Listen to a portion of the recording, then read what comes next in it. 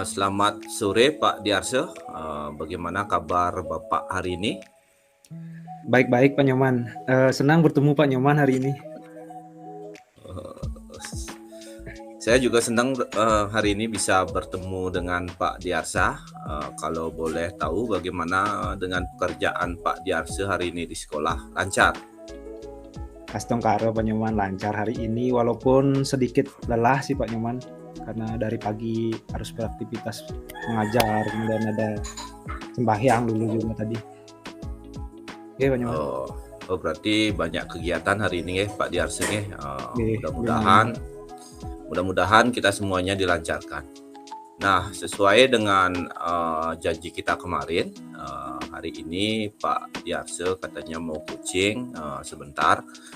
Nanti Tiang mungkin ada waktu nih kurang lebih 10 menit. Siap Pak Nyoman, siap. Nah, kira-kira apa yang mau Bapak bicarakan pada kesempatan hari ini?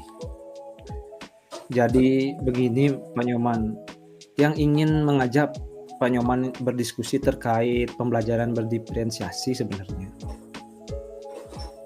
Oh, jadi hari ini Pak Putu Diarse ingin berdiskusi terkait dengan pembelajaran berdiferensiasi. Betul seperti itu, Pak? Ya, benar sekali Pak Nyoman. Nah, kira-kira apa yang mau Bapak sampaikan terkait dengan pembelajaran berdiferensiasi tersebut? Terus terang Pak, dalam penerapan pembelajaran berdiferensiasi, saya belum pahami sepenuhnya gitu.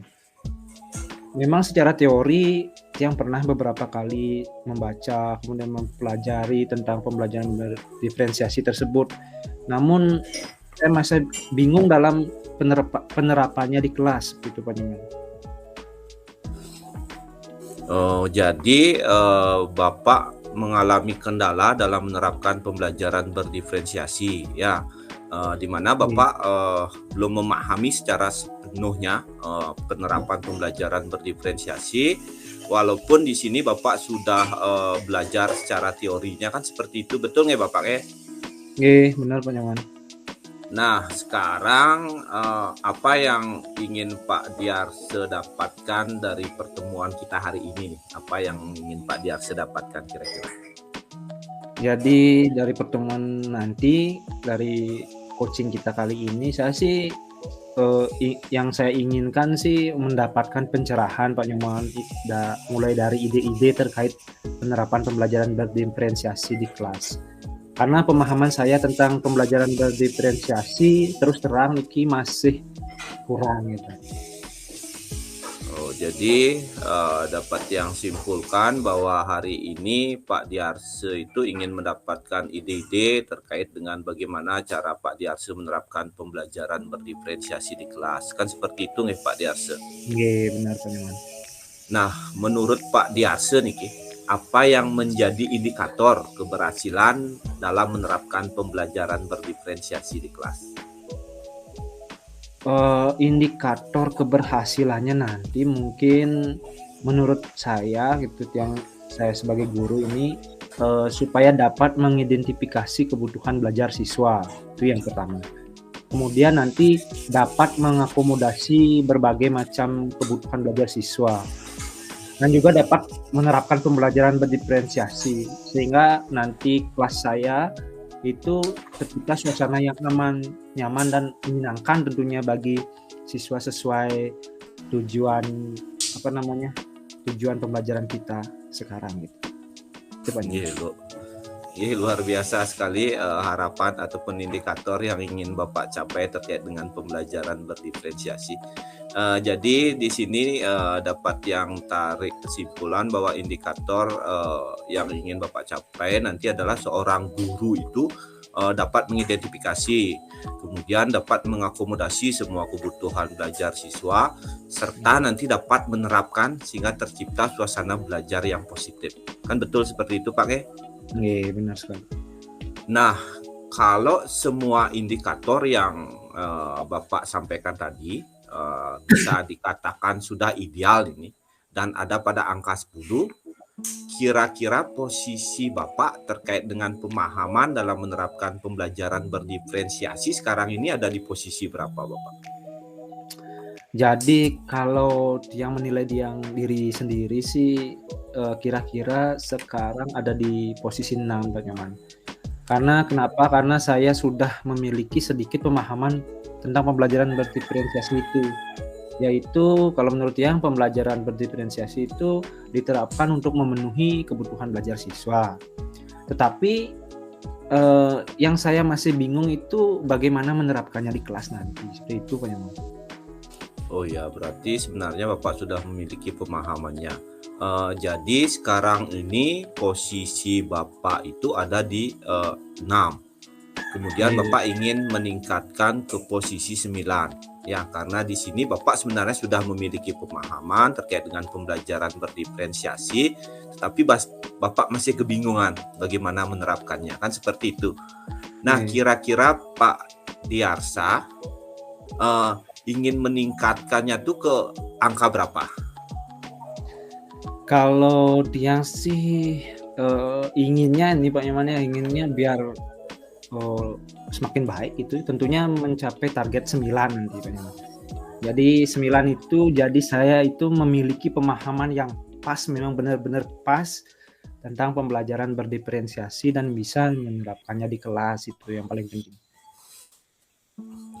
Luar biasa sekali apa yang menjadi harapan dan apa yang menjadi rencana Pak Diarsa hari ini. Dan Bapak sangat ingin memiliki pemahaman dan dapat menerapkan pembelajaran berdiferensiasi di kelas. Itu sih harapan yang bisa Tiang lihat dari Bapak. Nah, kira-kira strategi-strategi apa yang sudah dan akan Pak Diarsa lakukan nih agar memiliki pemahaman dan bisa menerapkan pembelajaran berdiferensiasi tersebut? Kalau ditanya strategi sih sebenarnya saya sudah ada beberapa sih Pak Nyoman. Ya mungkin yang pertama saya akan lakukan mencari referensi terutama terkait pembelajaran berdiferensiasi. Seperti melalui media internet kan sekarang sudah gampang sekali mengaksesnya, seperti itu Pak Nyoman. Baik, luar biasa sekali. Berarti Bapak akan mencari referensi terkait dengan pembelajaran berdiferensiasi ini dari berbagai sumber ya Bapak ya. Mungkin nanti bisa dari internet, kemudian nanti sumbernya dari buku, ataupun kalau bisa nanti Bapak ikut kegiatan seminar, workshop dan lain sebagainya, mungkin seperti itu harapan Pak Dias. Nah, kira-kira adakah strategi lain yang ingin Pak Diarsa lakukan nih, agar dapat menerapkan pembelajaran berdiferensiasi ini, selain strategi yang tadi gitu? Mungkin saya akan melakukan, karena di pembelajaran berdiferensiasi itu di awal, sebelum itu kan kita harus melakukan tes awal ya Pak Nyoman ya. Jadi mungkin yang pertama saya akan lakukan selain yang tadi itu, mungkin akan mencoba melakukan asesmen awal untuk mengetahui kebutuhan belajar siswa, sehingga saya bisa nanti menentukan strategi berdiferensiasi apa yang bisa diterapkan. Kemudian mungkin juga saya bisa browsing terkait praktik baik. Nah, kan sekarang udah banyak sekali itu yang guru-guru, ada yang guru-guru konten kreator itu membuat praktik-praktik baik pembelajaran berdiferensiasi itu. Selain di YouTube, ada juga pemerintah juga sudah menyiapkan platform Merdeka Mengajar PMM. Di sana juga mungkin saya akan lebih banyak mencari referensi di sana sih Pak Nyoman. Luar biasa sekali mungkin apa yang usaha yang akan Pak Diarsa lakukan ini terkait dengan pembelajaran berdiferensiasi. Jadi di sini dapat yang rangkum tadi apa yang Bapak sampaikan itu, Bapak rencananya akan melakukan asesmen awal. Mungkin ini dari pemahaman awal Bapak mungkin terkait dengan pembelajaran berdiferensiasi, itu bisa Bapak lakukan nanti bisa mengidentifikasi profil belajar siswa ya Bapak.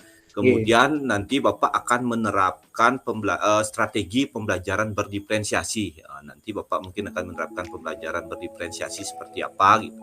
Dan Bapak juga akan browsing-browsing, entah itu nanti terkait dengan modulnya, dan yang Bapak tekankan di sini nanti Bapak akan belajar di PMM ya terkait dengan pembelajaran berdiferensiasi. Betul seperti itu Bapak? Iya, benar sekali Pak Juman. Luar biasa sekali. Dan menurut Bapak ini dalam menerapkan pembelajaran berdiferensiasi itu adakah kendala atau hambatan yang mungkin terjadi gitu? Kalau ditanya kendala sih tentunya ada sih Pak Nyoman ya. Misalnya nanti dalam kita memetakan hasil tes diagnostik itu perlu cukup waktu gitu. Kemudian belum lagi dalam menyiapkan media dan bahan ajarnya sesuai profil belajarnya gitu. Anak-anak kan itu perlu kesiapan yang cukup matang Pak Nyoman. Oh baik, terima kasih. Berarti Bapak sudah bisa memetakan kemungkinan kendala atau hambatan yang mungkin terjadi ketika Bapak ingin menerapkan pembelajaran berdiferensiasi, di mana Bapak pada kesempatan ini menyampaikan mungkin butuh waktu dan kesiapan. Baik itu dalam hal memetakan kebutuhan murid, baik itu dalam menyiapkan media dan bahan ajar, kan betul seperti itu Bapak? Iya benar sekali. Nah sekarang bagaimana ini kira-kira cara Pak Diarsa ini dalam menghadapi kendala atau hambatan yang terjadi tersebut? Kalau untuk menghadapi kendala itu sih, kalau kendala yang pertama ini untuk tes diagnostiknya itu mungkin saya akan menyiapkan tes diagnostik yang dengan jawaban yang mudah untuk dianalisis gitu Pak. Dan juga saya mungkin akan memanfaatkan ada kemarin yang pernah lihat itu ada berupa website yang bisa memberikan fasilitas untuk tes awal. Jadi hasilnya itu langsung keluar itu tanpa kita analisis. Kemudian mempersiapkan perangkat pembelajaran lebih awal mungkin Bang. Jadi dari jauh-jauh hari sudah disiapkan dengan matang nanti supaya actionnya di kelas itu semakin mantap. Dengan tentunya selain itu yang juga akan berdiskusi tentang dengan rekan sejawat mungkin yang sudah pernah melakukan gitu. Dan yang terakhir saya akan tidak menunda-nunda waktu gitu. Jadi istilah kalau sekarangnya itu gercep gitu, gerak cepat supaya tidak, kalau semakin ditunda semakin menumpuk nanti. Ya seperti itu Pak Nyoman.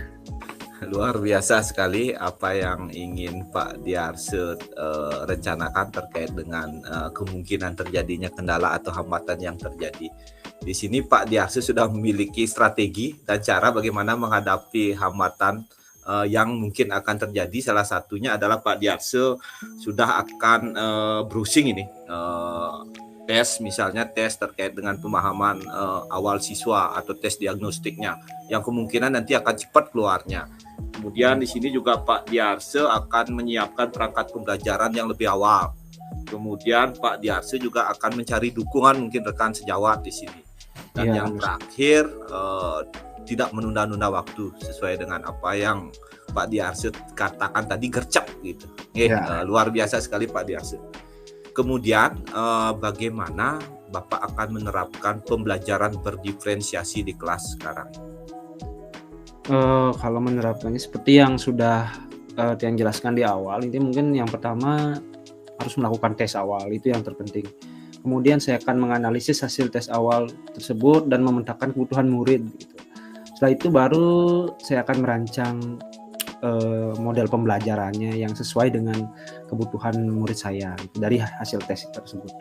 Kemudian untuk pertama mungkin saya akan menyasar hanya memetakan itu berdasarkan profil belajarnya saja dulu teman. Jadi nanti siswa yang akan saya bagi jadi beberapa kelompok gitu. Jadi nanti siswa yang senang melihat video atau melihat gambar berupa visual, saya kelompokkan ke dalam kelompok visual. Jadi kalau siswa yang hanya senang mendengar suara gitu, saya akan kelompokkan di kelompok auditori. Kemudian nanti siswa yang lebih aktif bergerak, tidak bisa diam ini, saya akan kelompokkan mereka ke kelompok kinestetik sesuai kebutuhan pemetaan hasil tes awal tadi. Seperti itu Pak Nyoman, mungkin rencana awal penerapan. Baik, terima kasih, luar biasa sekali apa yang ingin Pak Diarse rencanakan, dan saya sangat mengapresiasi mungkin apa yang sudah menjadi rencana Pak Diarse ke depannya dalam menerapkan pembelajaran berdiferensiasi. Tadi Pak Diarse juga sudah menyampaikan dengan detail mulai dari tes awalnya, kemudian bisa memetakan kebutuhan belajar murid. Kemudian Pak Diarse juga sudah akan menerapkan strategi diferensiasi apa, seperti yang Pak Diarse sampaikan tadi kan akan membentuk kelompok sesuai dengan kebutuhan belajar siswa. Luar biasa sekali Pak Diarse ya. Nah, tadi Pak Diarse di awal sebelum ini sempat menyampaikan kira-kira ada nggak rekan sejawat atau guru yang bisa membantu Pak Diarse dalam menerapkan pembelajaran berdiferensiasi? Kalau di sekolah mungkin ada Pak Nyoman, teman saya mungkin wali kelas 5 itu namanya Bu Nasta, Buaya Nasta, karena beliau setahu tiang pernah saya lihat juga menerapkan secara langsung pembelajaran berdiferensiasi di kelasnya.